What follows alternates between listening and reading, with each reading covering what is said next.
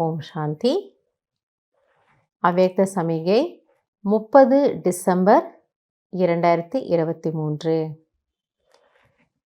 பாப்தாதா குழந்தைகளாகிய நமக்கு சொல்லிக் கொடுப்பது, कर्मातीत अर्थात देह के बंधन से भी मुक्त. கர்மாதீத நிலை என்றால் தேகத்தின் பந்தனங்களில் இருந்து கூட விடுபட்ட நிலை.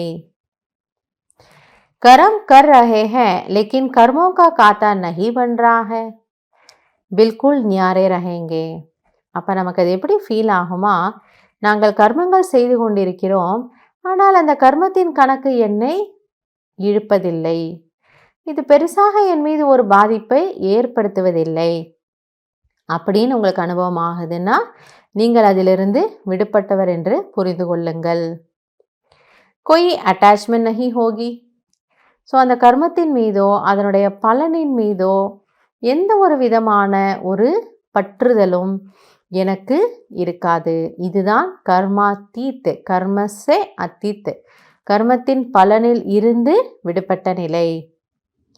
கர்ம் கர்னே வாலா அலக் और கர்ம அலக் है. ஆக காரியத்தை செய்விக்கக்கூடிய ஆத்மா நான் வேறு மற்றும் இந்த கர்மம் வேறு. ஸோ கர்மாதீத் நிலை அப்படின்னா பாபா என்ன சொல்ல வராரு? முற்றிலுமாக சுயராஜ்ய அதிகாரி, அதாவது நான் செய்விப்பவன் மற்றும் இந்த சரீரம் மற்றும் அதனுடைய கர்ம இந்திரியங்கள் செய்து கொண்டிருக்கக்கூடியவை.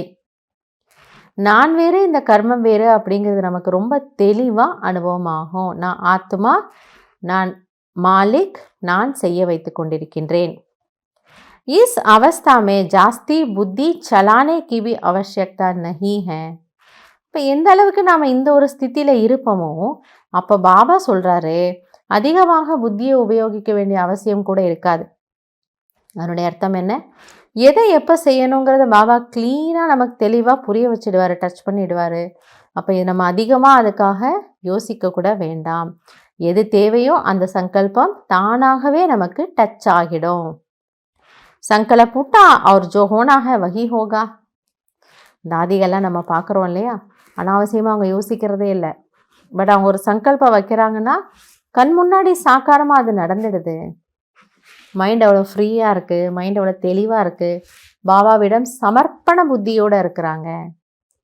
அதனால் பாபா சொல்கிறாரு, எதை செய்யணுமோ அந்த சங்கல்பம் மட்டும்தான் உங்கள் மனதில் வரும், அது தானாகவே நடந்துவிடும்.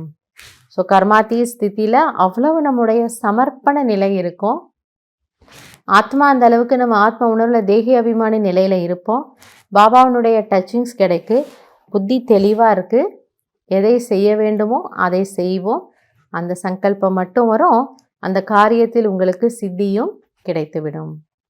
ஸோ கர்மாத்தீ ஸ்திதி என்பது கர்மங்கள் செய்தாலும் அதிலிருந்து விடுபட்ட நிலை. ஸோ சாரம் என்ன?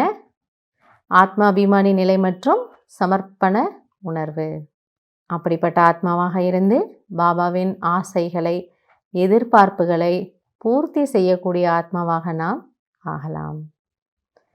நல்லது. ஓம் சாந்தி.